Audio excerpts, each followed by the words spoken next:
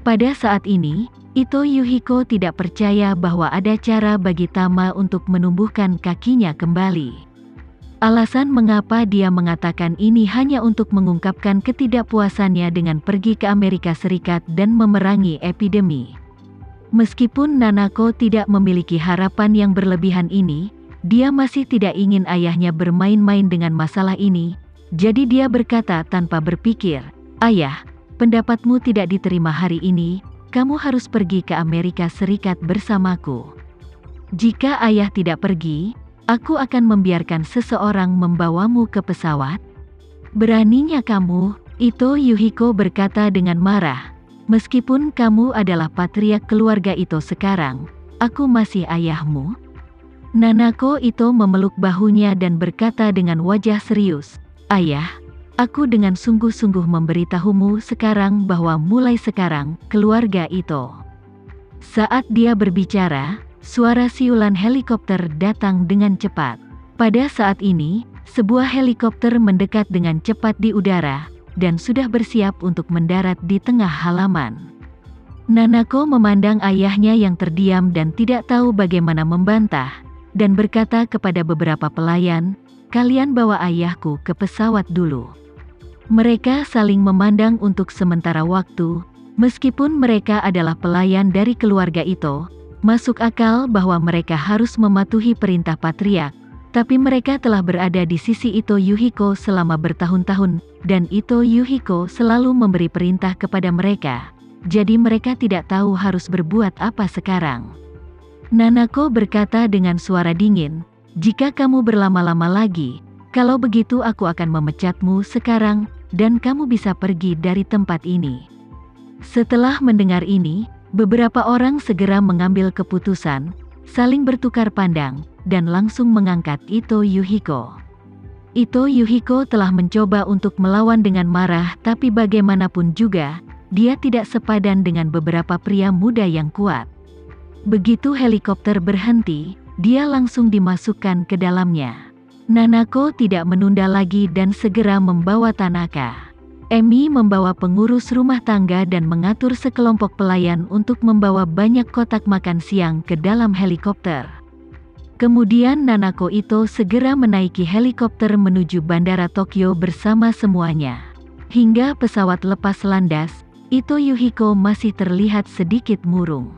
Sebelum naik pesawat, Nanako mengambil foto Ito Yuhiko yang mengenakan hakama dengan tato, dan berdiri di atas kaki palsu di bawah pesawat. Setelah mengambil foto, dia langsung meminta pelayan keluarga untuk membawanya ke pesawat. Setengah jam setelah pesawat lepas landas, itu mulai terbang dengan lancar, dan Nanako Ito dengan cepat mengumpulkan makanan dan kue yang dia bawa bersama bibinya, dan memberi Ito Yuhiko ulang tahun ke-50 di udara. Nanako menyalakan lilin untuknya dan menyanyikan lagu ulang tahun, lalu membujuknya dan berkata, "Ayah, ayo tiup lilinnya." Pada saat ini, Nanako menggunakan nada sedikit menegur beberapa kali secara tidak sengaja. Dia tidak pernah berpikir bahwa ini benar-benar akan meredam kesombongan asli Ito Yuhiko.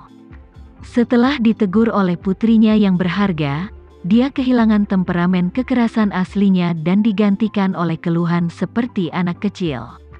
Mendengar bahwa Nanako Ito memintanya untuk meniup lilin, Ito Yuhiko memainkan temperamen kekanak-kanakan dengan marah, karena dia tidak terlalu senang dan bersenandung. Ayah tidak ingin meniup lilin. Untuk ulang tahun yang begitu penting seperti berusia 50 tahun, ayah harus naik di pesawat. Itu terlalu ceroboh dan terlalu asal-asalan. Nanako sedikit terkejut, lalu berkata sambil tersenyum, "Ayah, itu karena ulang tahun yang ke-50 sangat penting. Jadi aku harus menunjukkannya padamu 2 kali. Mungkin Tama mengizinkan kita pergi ke sana untuk merayakan ulang tahunmu. Jika ayah tidak puas, aku akan membuatkan satu lagi untuk ayah setelah turun dari pesawat." Ito Yuhiko bersenandung, "Jangan bohong pada ayah, sekarang sudah lewat jam 7. Yah, hari ini berakhir sebelum aku turun dari pesawat. Apa yang ayah lakukan untuk 2 ulang tahun?" Nanako berkata dengan serius, "Ayah, apakah kamu lupa bahwa Jepang dan Amerika Serikat memiliki perbedaan waktu? New York 13 jam di belakang kita, tetapi jika kita terbang lebih cepat, kita dapat mencapai New York dalam 11 jam. Sudah gelap ketika kita lepas landas dari Jepang, tetapi setelah kita mendarat di New York, hari masih belum gelap." Mendengar ini, Ito Yuhiko tertegun sejenak, dan kemudian berkata dengan terkejut, "Ya, bagaimana ayah bisa melupakan jet lag?" Melihat wajahnya yang tersenyum, Nanako buru-buru berkata, "Jadi ayah, ayo tiup lilinnya." Ito Yuhiko menyadari ada masalah dengan manajemen ekspresinya, dan dengan cepat berkata dengan wajah lurus, "Apakah kamu pikir ayah ingin dipaksa untuk terbang dari satu ujung dunia ke ujung dunia yang lain pada hari ulang tahunku yang ke-50? Nanako Ito berkata sambil tersenyum, "Oke, ayah, kamu harus menemaniku ke New York untuk bertemu Tama. Jika ayah bisa membuat putri ayah yang berharga bahagia, apalagi yang membuatmu tidak puas?" Ito Yuhiko mendengar ini, seluruh orang tertegun sejenak, dan kemudian dia tiba-tiba tersenyum dan menatap Nanako, yang mengenakan kimono dan langsing dan hanya bisa menghela nafas. "Nanako, ayah sangat ingin melihatmu menikah lebih cepat. Saat ini, sekarang jam 7:30 pagi di New York." Tama menelepon Sinta dan berkata, "Nona Fei telah bekerja keras untuk mengaturnya. Aku ingin pergi ke pusat pembekuan untuk melihat Dunchan." Sinta berkata tanpa ragu-ragu, "Oke, Tuan Renza, saya siap sekarang.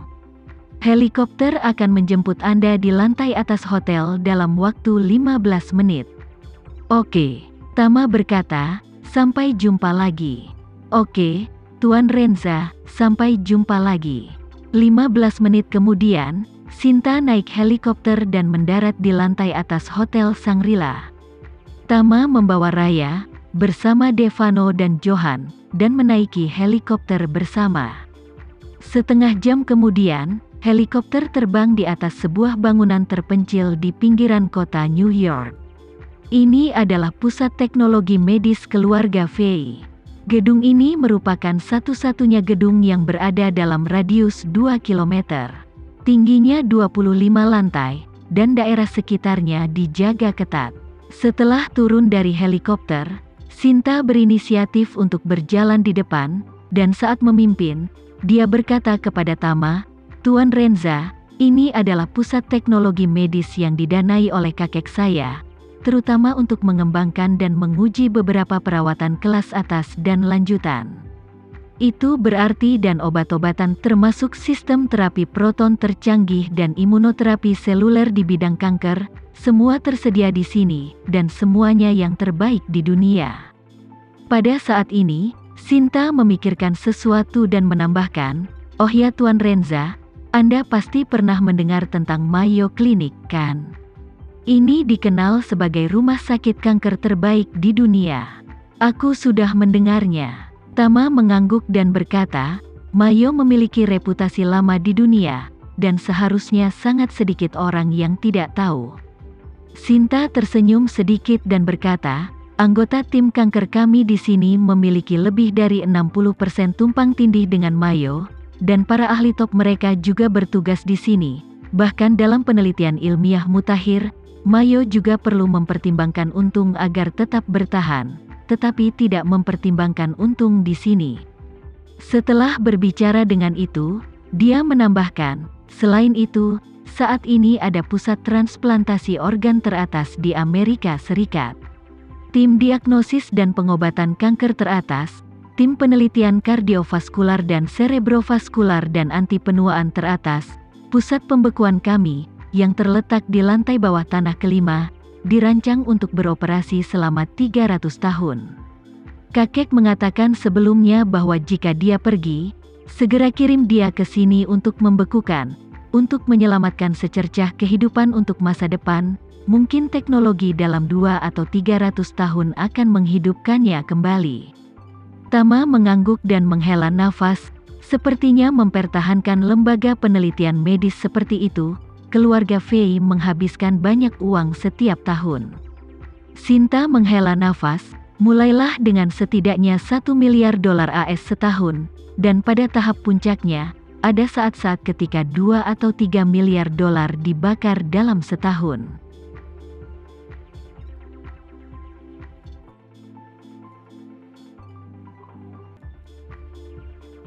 Sekian dulu ya video kali ini, kita lanjutkan lagi videonya di lain waktu. Oh iya, bagaimana menurut kalian? Semoga bisa sedikit menghibur kalian semua. Untuk teman-teman yang baru nonton, jangan lupa subscribe ya, hehehe. Dan kalau teman-teman ada yang ingin gabung langganan, bisa langsung gabung saja untuk dapat fitur yang menarik dan sedikit membantu Mimin. Terima kasih banyak sudah menonton, sampai jumpa lagi, bye.